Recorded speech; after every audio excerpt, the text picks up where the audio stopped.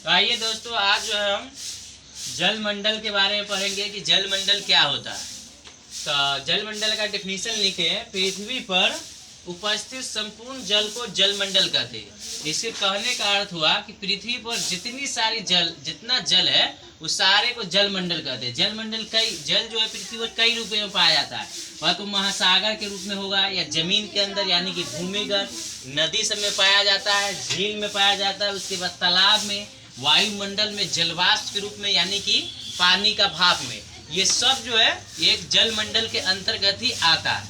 इन सारे स्वरूपों को ही जल मंडल कहते हैं। इन सब का एगो रूप समझिए जल मंडल कहते। पृथ्वी पर जितना जल है उस सारे को जल मंडल कहते। पृथ्वी पर जो है कुल पृथ्वी का जो है 71% भाग पर जो है 71% भाग पर क्या है, जल है। 29% भाग पर जो है स्थल है। ये 71% भाग में से जो है कुल जल का जो है 77.5% जो जल जो है खरा है, लवणीय है, जो पीने योग्य नहीं है।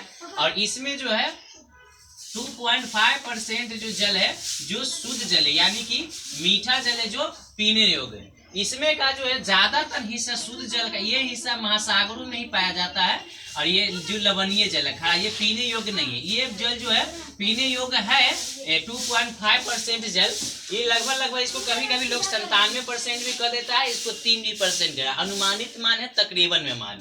ये 2.5% में जो है इसका 2% हिस्सा जो है बर्फ के रूप में पाया जाता है, फिर बर्फ के रूप में। उसके बाद इसका फिर एक अधिकतर हिस्सा जो है इसका जो है 0.68% हिस्सा जो है ये 0.68% हिस्सा ये भूमिगत के अंदर पाया जाता है। इसके अलावा इसमें जो बच जाता है अन्य जल, नदी, तालाब, झरना वगैरह वगैरह इस समय पाया जाता है। इसमें जो है 2.5% जो है इस ये शुद्ध जल जो है, इसमें भी जो है हम लोग जो है 0.3% जल ही पीने योग्य है।